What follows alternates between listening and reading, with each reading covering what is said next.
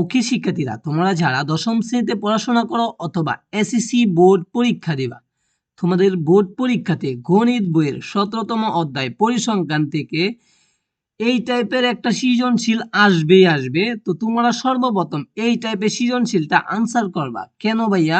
এই টাইপের সৃজনশীল আনসার করতে সবচেয়ে কম সময় লাগে, ঠিক আছে? মানে তুমি কম সময়ের মধ্যে এই সৃজনশীলটা কি করতে পারবা? আনসার দিতে পারবা। এই জন্য তুমি এটা সর্বপ্রথম আনসার করবা। তো এই 10 মার্কের মধ্যে তুমি 10 মার্ক কিভাবে পাইবা দেখো, সৃজনশীলটা সম্পূর্ণ তোমরা শিখতে পারবা এই ভিডিওটা সম্পূর্ণ দেখলে। চলো আমরা দেখি। প্রথমে দেওয়া আছে কোনো একটি বিদ্যালয়ে 70 জন শিক্ষার্থীর ওজনের 70 কেজি গণসংখ্যা সারণী নিম্নরূপ একটা দেওয়া আছে। এখানে কি কি তথ্য দেওয়া আছে? শ্রেণীব্যাপ্তি দেওয়া আছে, এরপরে গণসংখ্যা দেওয়া আছে। তো এগুলা হলো শ্রেণীব্যাপ্তি, এরপরে এগুলা হলো গণসংখ্যা। তো আমরা দুইটা তথ্য অলরেডি পাইলাম। তো আমাকে প্রশ্ন করা হয়েছে ক নম্বরে, কি প্রশ্ন করা হয়েছে? প্রদত্ত সারণী হতে ক্রমজিত গণসংখ্যা সারণী তৈরি করো। এখানে মার্ক কত ভাইয়া? 2 মার্ক। এটা একবারে সহজ, ঠিক আছে? জাস্ট আমরা এখন উত্তরটা সমাধান করে তোমাদেরকে শিখাইবো। দেখো, ক্রমজিত গণসংখ্যা সারণী নিম্নরূপ। ক্রমজিত গণসংখ্যা যদি তোমাকে বলে নির্ণয় করার জন্য সারণী আকারে, তাহলে 3টা গড় দিবা। কয়টা গড়? 1টা 2টা 3টা গড় দিবা। এর মধ্যে দেখো এইখানে কিন্তু 2টা গড় আছে, তো এই 2টা গড় আমরা এখানে দিলাম। দেওয়ার পরে জাস্ট খালি একটা গড় বাড়তি দিবা, ঠিক আছে?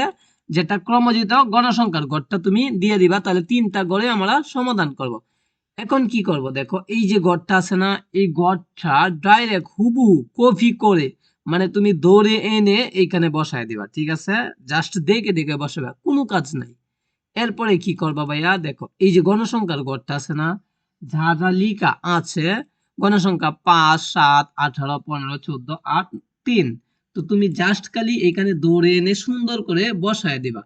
5 7 18 15 14 8 3, জাস্ট আমি কি করলাম? দেখে দেখে কপি করলাম, হ্যাঁ। এরপরে একটা বাড়তি গড় রাখবা, এখানে লিখবা মোট, আর এখানে লিখবা n সমান সমান 70। তো 70 কিভাবে হয়েছে আমরা দেখি।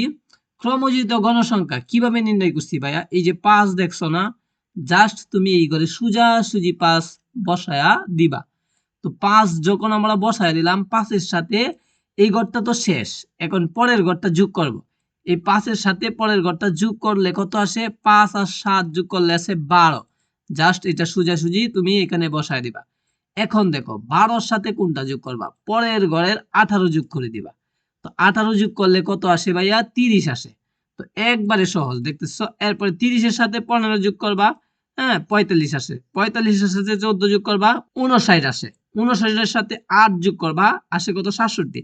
এই 67 এর সাথে 3 যোগ করে এখানে বসায় দিবা, দেখবা 70 আসে। তো এইখানে কিভাবে 70 হইলো?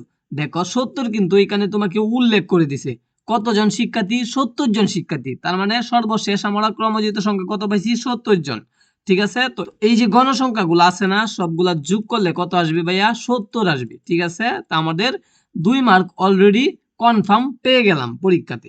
এরপরে আর কোনো কাজ নাই, ঠিক আছে? ক নাম্বারটা শেষ। এরপরে দেখো খ নাম্বারটা, ঘনসংখ্যা নিবেশন সারণী হতে প্রচুরক নির্ণয় করো। ভাইয়া প্রচুরক নির্ণয় করতে কোনো সারণী লাগে না, জাস্ট শ্রেণীবৃত্তি গণসংখ্যা থাকলেই তুমি নির্ণয় করতে পারবা, ঠিক আছে? তো দেখো আমরা প্রচুরক নির্ণয় করা শিখব। তো খ নাম্বার, উদ্দীপকের সারণী হতে। উদ্দীপকের সারণী দেখো, এই যে সারণীটা আছে না, শ্রেণীবৃত্তি এবং গণসংখ্যা, এই যে এইগুলো আছে না, এইগুলা দিয়ে আমরা জাস্ট এখন নির্ণয় করা শিখে ফেলবো।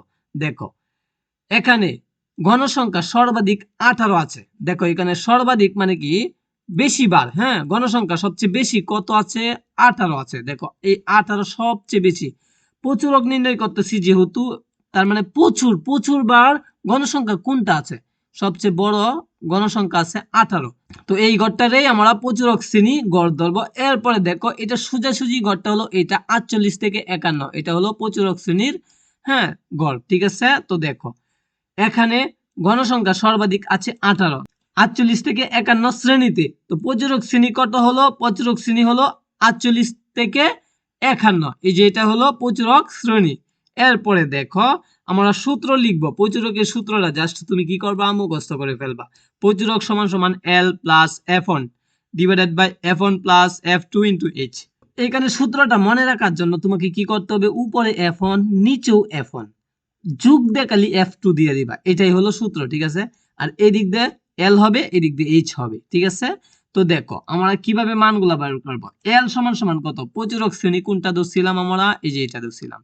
তো এই প্রচুরক শ্রেণীর নিম্ন সীমাই হলো L, তার মানে 48 হলো L। দেখছো 48, এই যে এখানে L।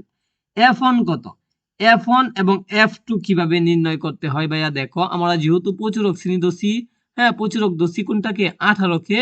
তো 18 যেহেতু প্রচুরক, তো এটার সাথে 7 মাইনাস করব। মাইনাস মানে কি ভাইয়া, বিয়োগ করব, যত আসে অতই হলো F1 এর মান। এরপরে এই 18 সাথে 15 কি করব, বিয়োগ করব, হ্যাঁ।